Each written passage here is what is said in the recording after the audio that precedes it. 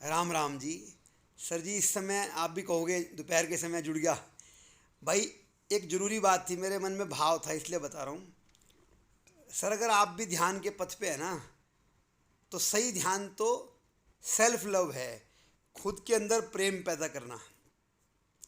मतलब कहने का मतलब क्या है, अपने अंदर देखना। उससे क्या होगा, आपको अपनी गंदगी साफ करने में बहुत मौका मिलेगा और आपको हर चीज़ साफ साफ पता लगेगी। अब कई लोग ध्यान को एकाग्रता के नाम पे, जैसे किसी बिंदु पे ध्यान लगाना, या कोई बाहर म्यूजिक पे ध्यान लगाना, या किसी बाहर के स्वरूप पे ध्यान लगाना, बुरे नहीं हैं वो। मैं ये नहीं कह रहा कि वो बुरे हैं, लेकिन उनका क्लीनिंग प्रोसेस कभी पूरा नहीं हो पाता, क्योंकि वो पहले ही किसी अपने मोह से, अपनी रुचि से वो किसी बाहर के सोर्स पे जुड़ गए। तो मैं उनसे रिक्वेस्ट करूँगा, आप लोगों से जो मेरे सुनने वाले हैं, अनुभव करने वाले हैं, जो इस पथ पे हैं, सर आप जल्दी ना करना। बिल्कुल भी आप बिल्कुल भी ध्यान लगाने की जल्दी ना करना। सच्चा ध्यान है खुद में बैठना। आ हा हा हा। अब मेरी मिसी जी ने पूछा कि भाई, रात को 2 बजे आप क्या कर रहे थे? 2 बजे वो मैं चौकड़ी मार के बैठा था। मैंने कहा आँख खुल गई तो मैं कुछ करता नहीं हूँ, मैं तो मेरे अंदर ही बैठ जाता हूँ, बस बस।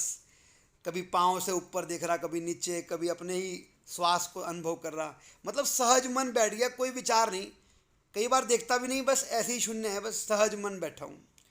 तो कह रहे इतनी देर बैठ पाते हो आप? मैंने कहा हाँ, ये सच्चाई है। मैं भी शुरुआत में यही गलत फहमी में था कि भाई कहीं ना कोई बाहर से सोर्स पकड़ना पड़ेगा।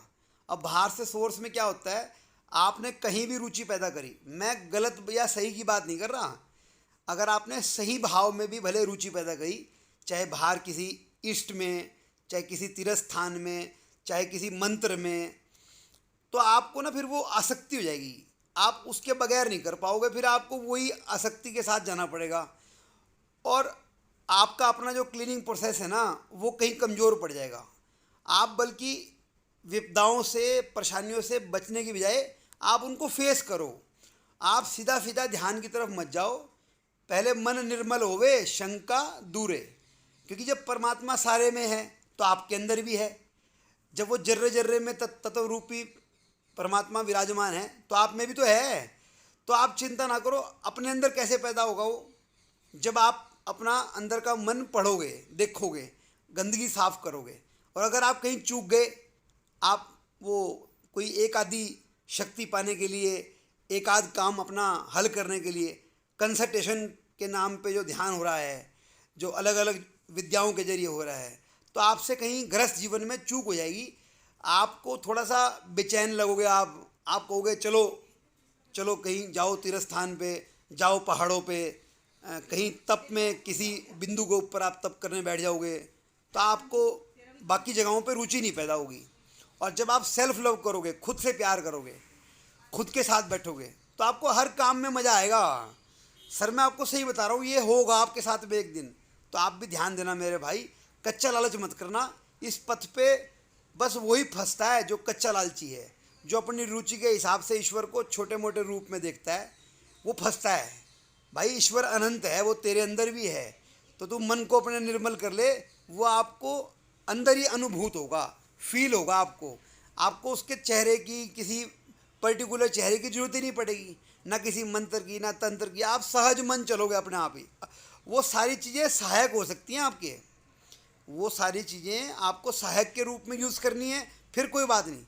लेकिन कहीं अगर आप उसको सच मान के फंस गए, तो मैं देखता हूँ आजकल के बच्चे, भाई साहब मैं टीवी में देख रहा हूँ, यूट्यूब पे नए नए पखंड आने लग गए। किसी को माता आ रही है, वो अपने बाल घुमा रही है, कोई सिगरेट पी रही है, कोई सिगरेट पी रहा है लड़का और कह रहा है मेरे को हनुमान जी आते हैं।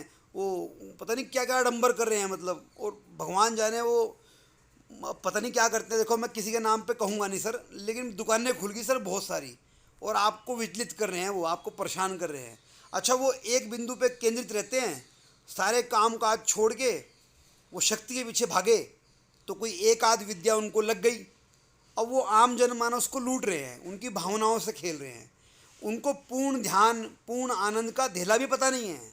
ना उनके पास में कोई ये स्थिति है कि भाई वो समझदार हैं, जागरूक हैं, सहज है ना। बस वो अपनी शक्ति का दुरुपयोग कर रहे हैं और भोले भाले जीवों को उनके दुखों के साथ खेल के अन्याय कर रहे हैं। सर आप ऐसा ना करो, आप परमात्मा का रूप हो, आप मन को अपने निर्मल करो, सहज मन चलो, और आपके अंदर ही परमात्मा है। निर्विचार निर्विकार निर्विकल्प समाधि, समष्टि का भाव। फिर वहाँ से आपको पूरे जगत में प्रत्येक जीवों के प्रति प्रेम पैदा होगा, क्योंकि आपके अंदर जब प्रेम की नज़र उठेगी तो फिर आपको किसी से कोई पीड़ा नहीं होगी।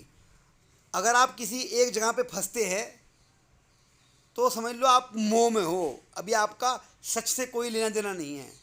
तो विद्या के रूप में आप कोई क्रिया करते हो, कोई बात नहीं, लेकिन जहाँ तक सवाल पूर्णता का है, ध्यान का है, तो ध्यान का मतलब है जागरूकता, समष्टि का भाव, एक रूपता, समाधि।